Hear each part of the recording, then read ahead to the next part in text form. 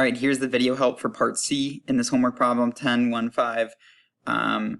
In the problem before, in part B, we found out that area of this sector right here, this portion right here, we found out that that's terrible, but we found out that that area was 73.9.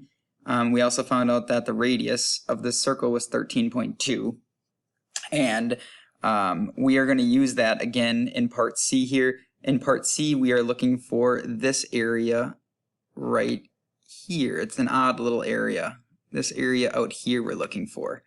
And to do that, what we're going to do is we're going to find the area of the whole right triangle. We're going to find the area of the entire right triangle, and then we're going to subtract away our area from that sector, and it's just going to leave us this little portion that we want. So to find the area of a triangle, we need to do 1/2 base times height.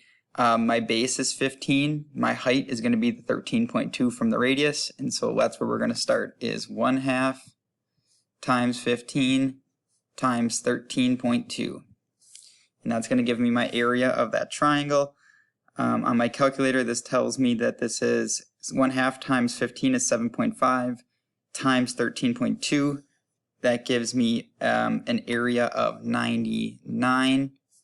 And so that's the area of this entire right triangle. I need to subtract away the sector area. So I'm going to take this 99 and subtract away 73.9. And I'm going to get my area of that region, and I'm going to call it AR again, even though I called the last one AR. But AR is equal to 99 minus 73.9, which is 25.1. And there you have it. If you have any more questions on either part B or part C, hope maybe I can email you those answers. I just wanted to share these two videos because I just think that there's a lot that goes into it that would have been hard to explain in email. But yeah, if you have any more questions about it, make sure to email me and I'll try to answer them.